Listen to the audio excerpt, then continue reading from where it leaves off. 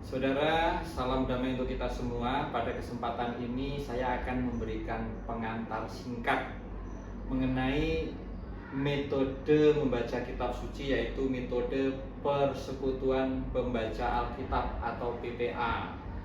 Metode ini fasilitatornya mempunyai tugas sebagai berikut. Pertama, fasilitator mengajak peserta itu untuk berdoa, doa pembuka. Fasilitator bisa minta salah satu peserta. Lalu yang kedua, fasilitator mengajak peserta untuk membaca perikop yang disediakan. Misalkan dalam contoh ini adalah Markus 1 ayat 21 sampai 28. Nah, membacanya ini dengan penuh perhatian. Bisa misalkan satu peserta membacakan keseluruhan, yang lain mendengarkan, lalu diulangi lagi secara bergilir. Atau misalkan ayat ganjil yang putri, ayat genap yang putra. Nah, langkah ketiga setelah membaca kitab suci, fasilitator menjelaskan singkat saja mengenai metode PPA itu apa sih, yaitu langkah-langkahnya. Dan langkah berikutnya adalah peserta diajak untuk membuat renungan dengan pertanyaan panduan sebagai berikut. Yang direnungkan itu adalah pertanyaan panduannya. Pertama, apa yang dikatakan dari ayat-ayat kitab suci itu mengenai Yesus? Misalkan ayat 21 bicara mengenai Yesus itu seperti apa. Lalu yang kedua, apa yang menghibur bagi peserta? Apa yang memberikan pengharapan, memberikan penguatan? Dan yang ketiga adalah pertanyaan, apa yang bisa kujadikan pedoman dari ayat-ayat yang saya baca itu, pedoman untuk hidup saya. Pedoman itu biasanya bentuknya bisa perintah, bisa peringatan, bisa juga hal yang sangat berkesan bagi saya dari ayat-ayat tersebut. Nah, setelah itu peserta diajak berbagi atau sharing satu persatu. Karena itu teman-teman pada saat membuat renungan tadi, hal-hal yang dipandu dengan pertanyaan tadi hasilnya dicatat, sehingga peserta pada waktu men-sharingkan itu sudah siap. Dan langkah yang terakhir adalah fasilitator mengajak peserta kembali berdoa. Isinya bisa mendoakan hal-hal tadi yang di-sharingkan. Bisa masing-masing diberi kesempatan berdoa, bisa fasilitator untuk menyiapkan doa-doa. Itu saja, semoga bermanfaat. Dan sekarang kita lihat, kita belajar dari salah satu kelompok yang sudah melakukan ini, dari kelompok binaan saya. Terima kasih, Tuhan memberkati.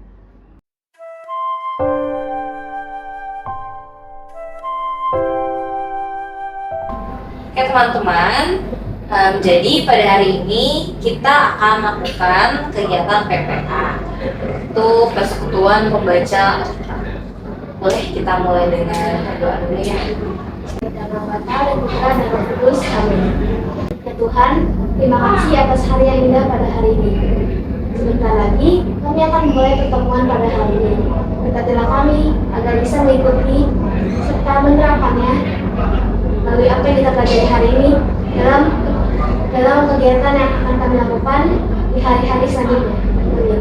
Dalam Bapa dan Putra dan Roh Kudus, amin. Oke, terima kasih Renata. Nah, karena kita di sini Persekutuan Pembaca Alkitab, udah pasti dong kita mesti baca Alkitab. Nah, sekarang boleh nih kita buka Markus 3 ayat 31 sampai 33.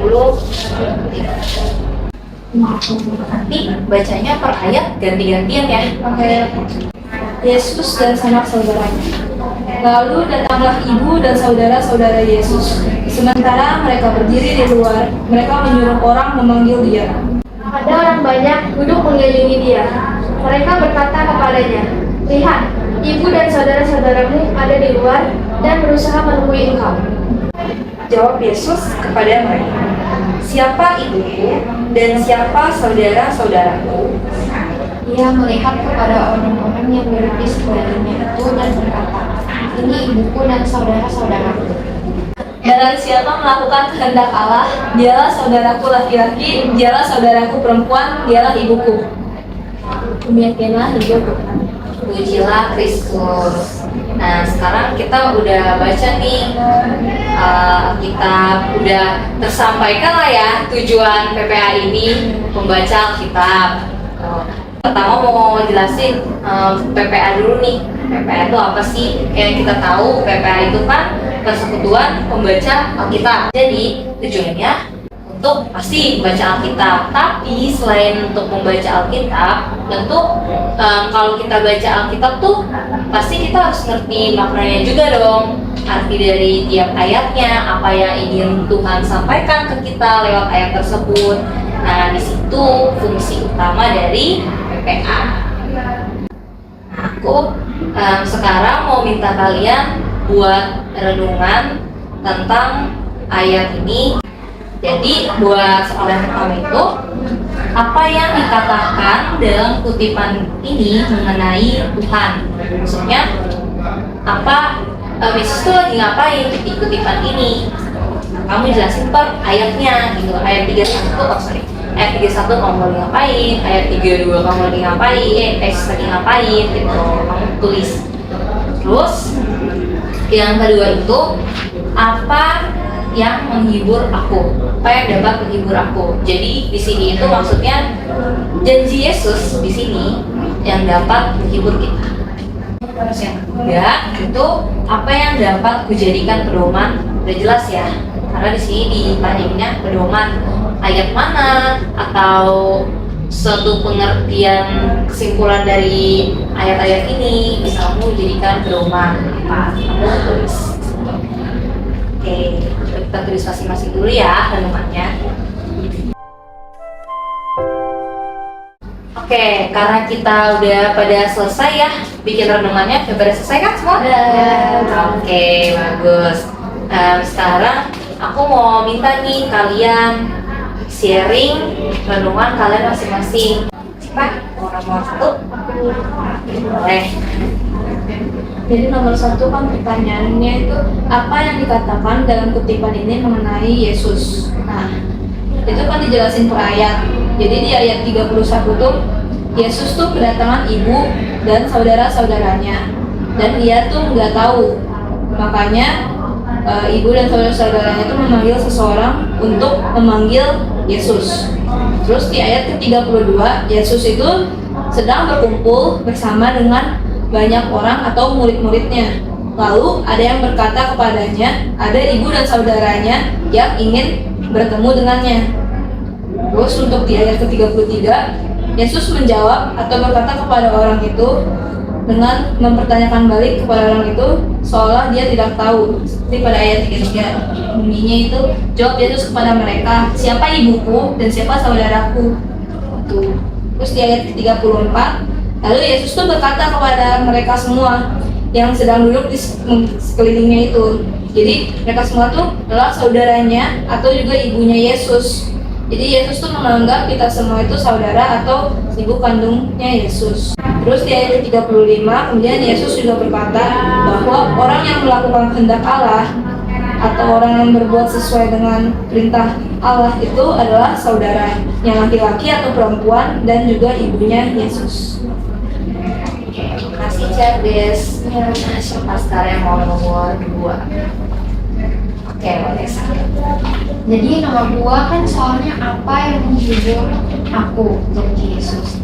Nah, janji Yesus yang menghibur aku tuh menurut aku yang di ayat 35 itu. Kalau kita bisa mengikuti perintah Allah, kita bisa menjadi saudara-saudara Yesus, bahkan ibu Yesus. Jadi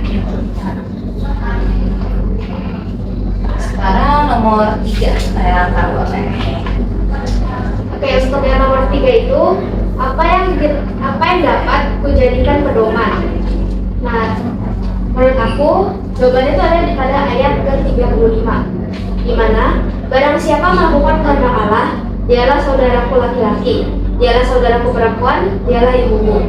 Nah, dalam ayat ini tuh Yesus mengajak dan mengajarkan kepada kita bahwa saudara dan ibunya itu tidak serta-merta hanya karena ada hubungan darah, tetapi orang-orang yang mau mengikuti dia yang sekitarnya, yang di depan, di belakang, di mana-mana itu yang mau melakukan kehendaknya juga itu merupakan saudara-saudara Yesus, juga termasuk ibu Yesus. Makasih Renata, makasih Cerdas, makasih Isabel. Oke, sekarang aku mau bantu jelasin nih. Kayak Yesus tuh menganggap kita semua saudara-saudara, gak cuma saudara-saudara kandungnya atau ibu kandungnya yang dia anggap saudara sama ibunya, tapi juga kita gini. Yang penting kita seiman dalam Allah bersama Yesus. Itu udah pasti deh kita dianggap saudara-saudaranya sama dia. Kurang enak apa? Dianggap saudaranya Yesus. Semua udah lumayan ngerti kan ya soal ayat ini gimana? Ada yang mau nanya? Aku masih penasaran. Sudah cukup. Puji Tuhan ya cukup jelas. Oke, sekarang mari kita berdoa.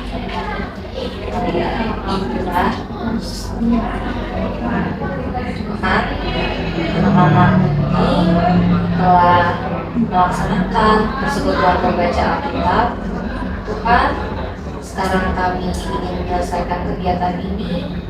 Mohon kiranya Engkau mendengarkan doa anak-anak.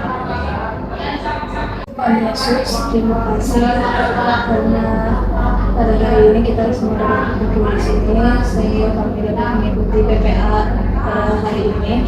Semoga pelajaran PPA pada hari ini dapat kami serap dan kami terapkan untuk di kemudian hari ataupun pada hari ini juga.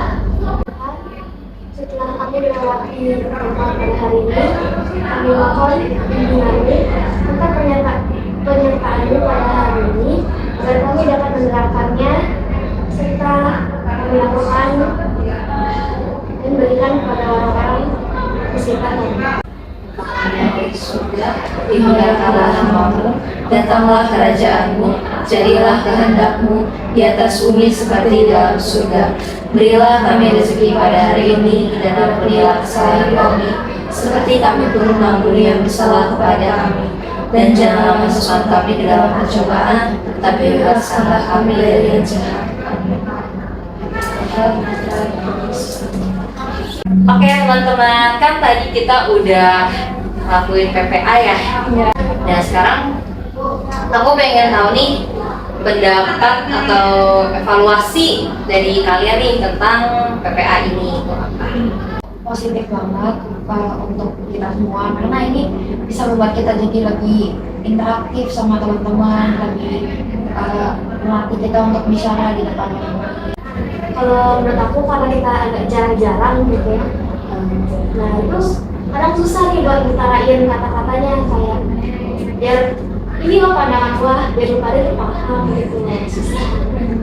Oh, aku juga mau tambahin nih, kasih saran aja sih. Saran aku sih kayak karena Renata kan kekurangan katanya, kurang bisa ingin kata-katanya. Jadi sarannya lebih disering-seringin PPA kayak begini. Jadi kita lebih terbiasa gitu. Kan asik juga ngumpul bareng teman-teman juga sambil membaca Alkitab, mendalami Injil Tuhan. Gitu aja sih. Dan juga sebenarnya ayat tuh bisa dibilang teka-teki juga nggak sih? Ya kan? Ini kayak tadinya kalau kita baca sekilas ngerti, tapi begitu kita dalemin, sampai bikin renungannya segala macam, pasti ngerti sih. Emang butuh sering-sering sih sebenarnya ya PPA ini ya, biar kita lebih enak aja gitu. Terima kasih teman-teman. Terima kasih.